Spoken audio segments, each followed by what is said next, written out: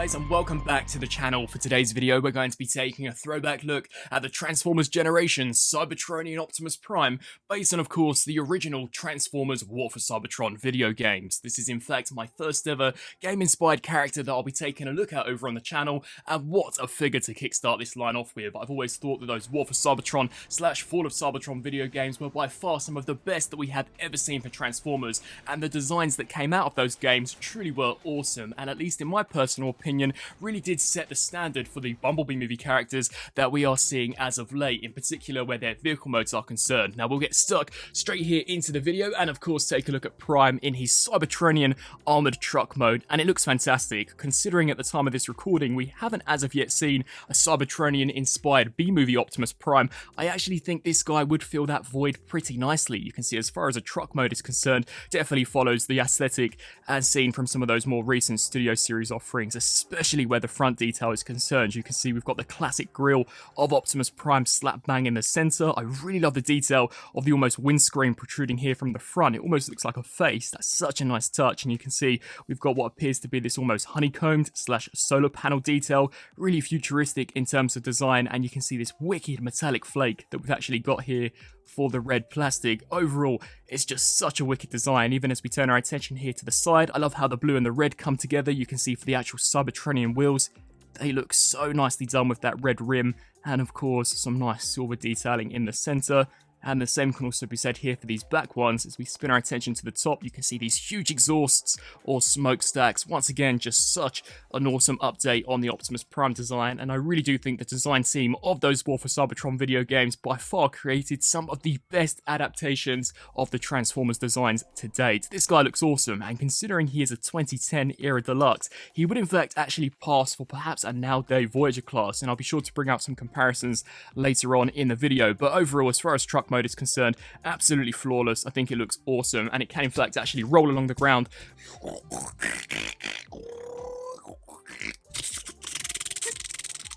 with absolute ease, as you would expect. Now, in regards to accessories, for those of you who have played the game, you know that the weapons truly were awesome in that video game series, and the weapon that comes with this Prime is no exception, so it can in fact almost transform like we saw in the video game. If you just tap this section, you can see how it will actually transform into Prime's rifle, and that is just so nicely done. You can in fact actually attach it here into the top of the armored truck if you wanted to, and overall, I actually don't think that looks too bad. I personally loved the transformation sequences in the War for Cybertron video game. It was so fun to flip the characters from robot back into vehicle mode, and of course vice versa. And I do believe they could in fact actually utilize their weapons when in vehicle mode as well, and we'll touch base more with that when of course I do get around to reviewing the Cybertronian version of Megatron. Now we'll waste no time at all, and of course transform Prime into his robot mode. Surprisingly, he is on the more complex side, which definitely is a prime example of just how well engineered some of these older figures were. So to begin with, what I personally like to do is just attach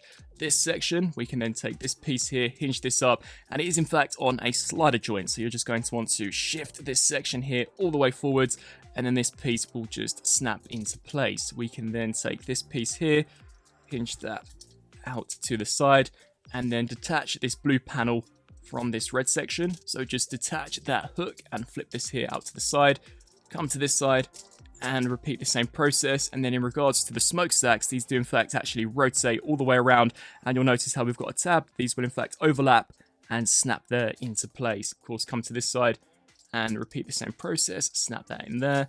And then as far as the legs are concerned, you're going to want to take these rear lights and in fact actually fold these in, as these will become the knee sections for Prime. Split the legs and then detach this hook from the interior of the thigh, and these sections will in fact actually shift up. Already, even just by transforming the legs, you can just see how sophisticated the conversions of some of these older deluxe figures were. It truly is extraordinary to in fact actually take a look back at some of these original figures, but then flip out the toes, and then the wheels here will in fact actually shift to the back, hinge this here all the way to the top, and of course repeat the same process here for this side.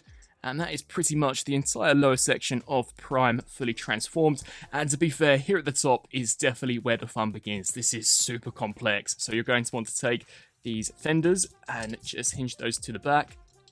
Come to this side, detach that section as well. We can then take the arms, hinge those out just like so, And then these wheels will in fact actually flip backwards.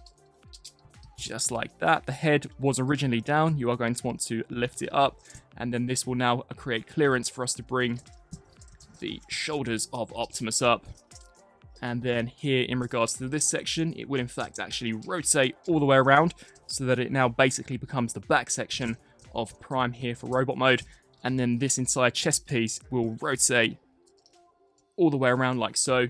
And then it is just a matter of compressing all of these hinge joints in. And you'll notice that here for this plate, it does in fact actually have a tab that will lock the torso into place. And then we can just take the skirt armor, hinge that to the back. Really awesome engineering. The fact that this is the front bumper of the vehicle mode, and then it almost seamlessly becomes the waist belt here for Prime. It's just so well engineered. And then as far as the arms are concerned, hinge these up just like so. And then these panels will fold down. And then this section here will come up just like this.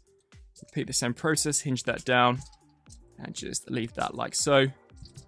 Flip out the fists, rotate the forearms around.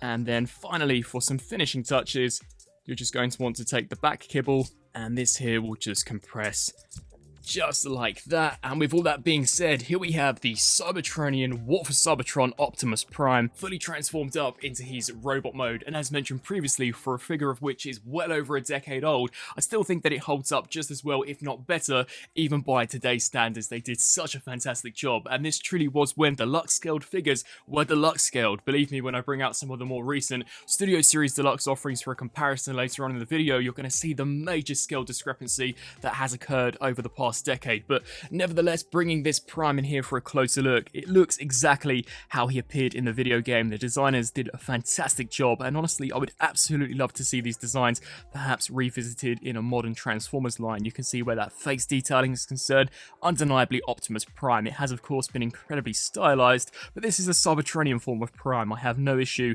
with how different it looks when in comparison to its G1 counterpart. You can see the mouth guard there looks great, the attention to detail to the actual face sculpt looks awesome.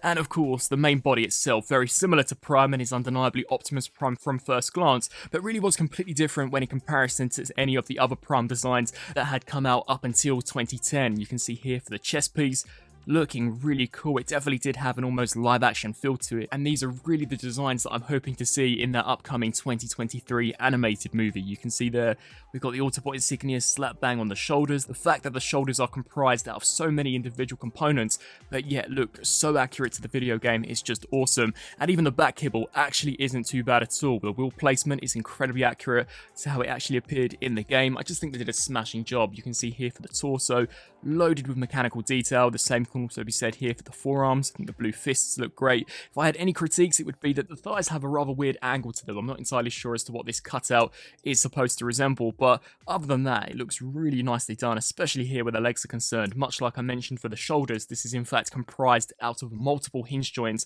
and the way it just comes together so seamlessly, honestly, is awesome. Now, as mentioned previously, Optimus does include this sick-looking Cybertronian rifle, and much like the video game, you can compress it, and of course flick it out, much like we saw in the video game, which is just so awesome. And the articulation actually isn't too bad either. So the head is on a ball joint, so it can look up that far.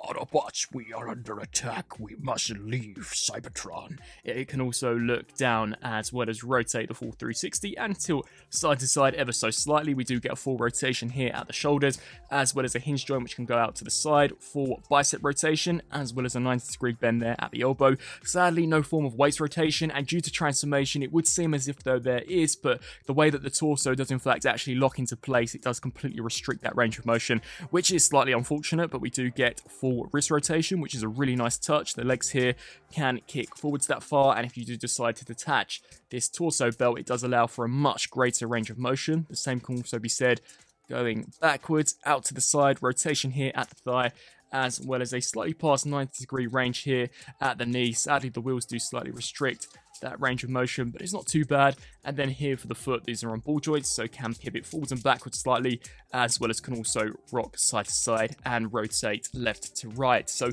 overall, a very nicely done Optimus Prime. As mentioned beforehand, for those of you who are perhaps holding out hope that we do see a Cybertronian version of Bumblebee movie Optimus, I really don't think this figure here would be a bad stand-in by any means. And just to bring out some of those Studio Series B-movie characters, we've got the Generation Cybertronian Optimus Prime compared next to the Bumblebee movie Deluxe Class Ironhide, as well as Bumblebee, and you can just see the massive scale decrease that has occurred over the past decade.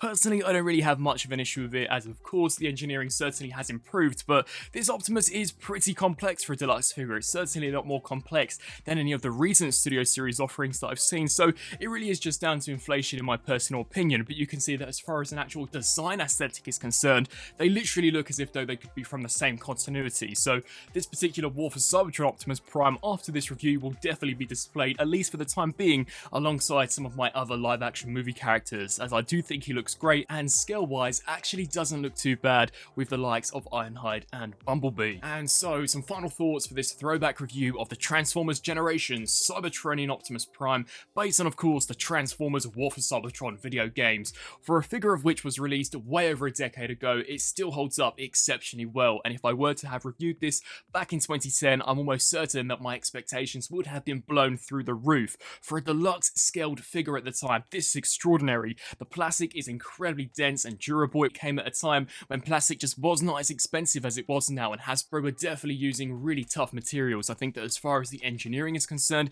it's super sophisticated for a deluxe scale Transformer, almost up there with say the likes of a complex Voyager or simplified Leader by today's standards. I think the articulation isn't too bad. Of course, I would have loved to have seen an actual waist joint that could have been utilized for robot mode, and maybe a slightly better range of motion where the ankles are concerned, but this is only a deluxe and a figure that was released in 2010. I think as far as other figures that were released at the same time, it was so nicely done, and the accuracy to the video game is just next level. The Cybertronian armored truck mode looks fantastic, as so does the robot mode, and I actually really like the spring-loaded gimmick that they managed to pack in to the actual assault rifle. Incredibly accurate to the actual gameplay itself. So with that being said, for those of you who own this figure, I would love to hear your thoughts down in the comment section below, and of course please feel free to also let me know what other figures you guys would like me to take a look at in a future throwback review. As always, I thank you all so much for watching, and until my next video, I'll see you then. Thanks for watching.